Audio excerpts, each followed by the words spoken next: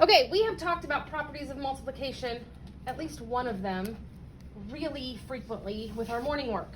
So you're not completely unfamiliar with them. You should have gotten to this in 4th grade last year. I think it was something you did before the year was cut short. So this is not new information, but it's useful information. It's going to help you the rest of the year remember what you can and cannot do to multiplication problems to make them easier for you to solve. This is going to help us do some mental math. And if we can learn some shortcuts and some tricks that help with our mental math, it's going to make everything we do easier. So we're going to go through these and we're going to talk about the properties of multiplication. So the first thing you need to do is get out your Chromebook. Should have had to do that earlier. And we're going to look up the first property, the commutative property of multiplication.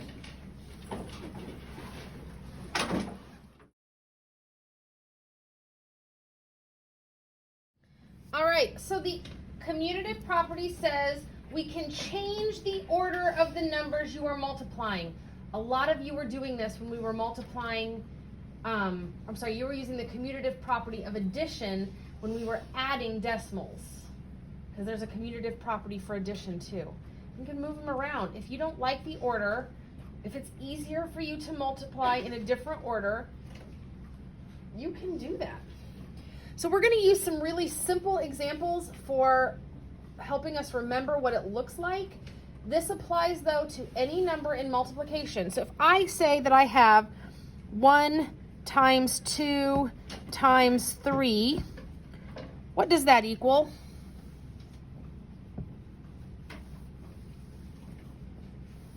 Nolan? 6. That's 6. I can change the order to any order I want. I can say 2 times 3 times 1. And that does not change the product of this multiplication problem. So go ahead and create your own example that shows that you have changed the order of the numbers in a multiplication problem you create. And then we'll share those out in just a minute. Someone share an example with me that you created. Finley? 5 times 1 times 2. Okay, what's the answer or the product of that? 10. Okay, and what's your mixed up commutative property? 2 times 1 times 5. And that still equals 10. All right, those are good examples. As long as you have 2 multiplication problems where the numbers are in a different order showing the same product, you have a good answer. All right, go ahead and use your Chromebook to look up the associative property of multiplication. And after you've looked that up, we will look for that definition.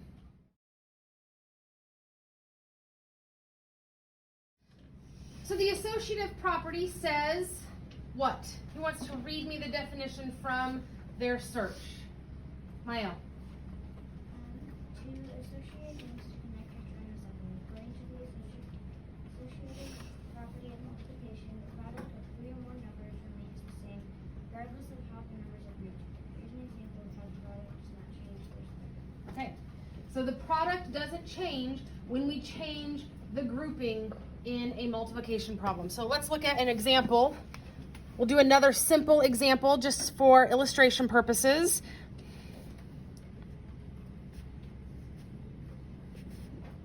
And if I group my numbers together, that shows that I'm going to solve 2 times 4 first.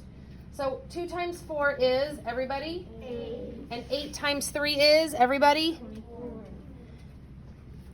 Then I keep my numbers in the same order, but my group changes.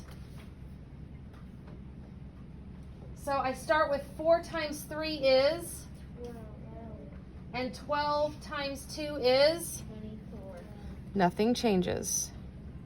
Come up with your own example for the associative property. Who would like to share their example of their own associative property math problem? Mac,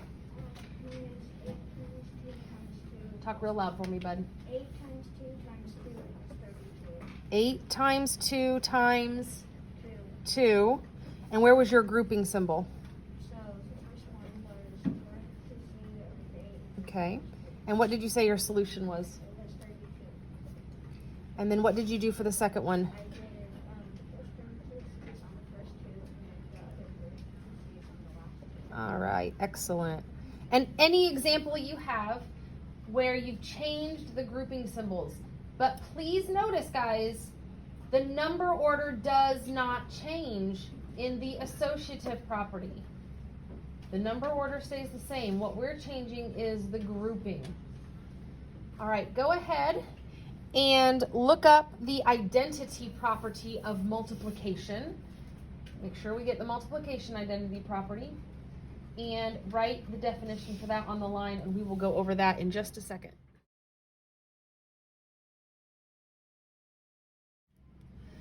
Lily, did you want to tell me what the identity property was? Okay, nice and loud.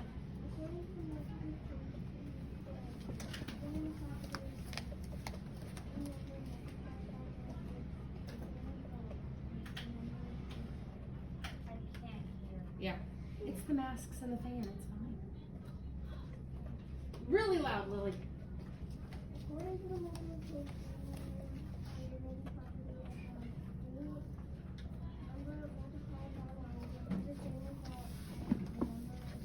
That's right.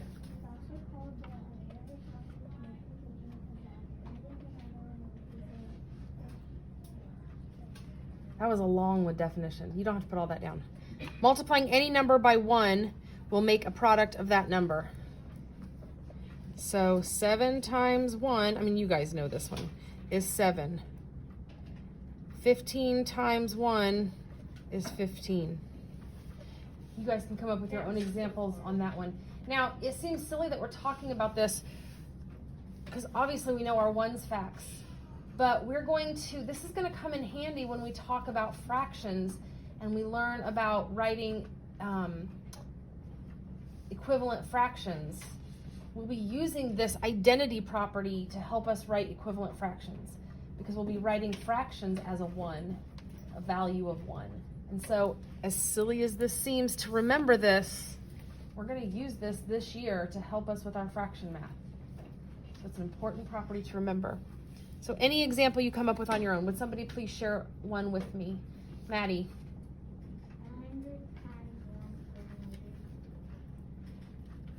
100 times 1 equals 100.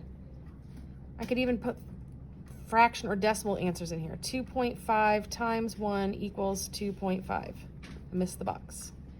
1/3 times 1 equals 1/3. All right, let's go ahead and do the 0 property. Look that up and write the definition on the line.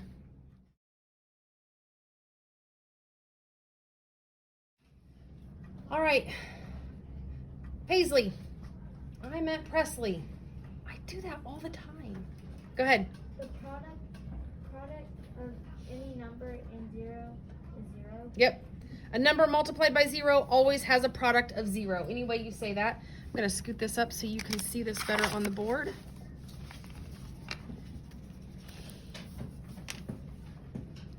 Again, this is another one where the examples are pretty simple. 12 times 0 equals 0. Yeah. The black hole 0, it just turns everything dark. So any example, we can even do decimal examples or fraction examples. I almost said equals 1/2. Oops. All right, you're going to need a blue, a pink, a yellow, and a green marker, crayon, or colored pencil. So go ahead and get those out, and we will go over this next part together. So we're going to mark each one of these problems down here that shows which property it is representing. So you're looking for the the zero property, you're gonna mark with blue. The identity property, you're gonna mark with pink. The associative property is going to be in yellow, and the commutative property is going to be green. So go ahead and look through those, mark the ones you're sure of, and then in a minute we'll go over them and you can finish marking ones if you were unsure of some.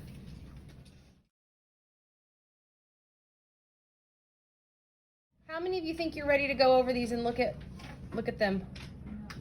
No, need a couple more minutes? Okay, mark as many as you can. And I will unfreeze the screen and you can check your answers.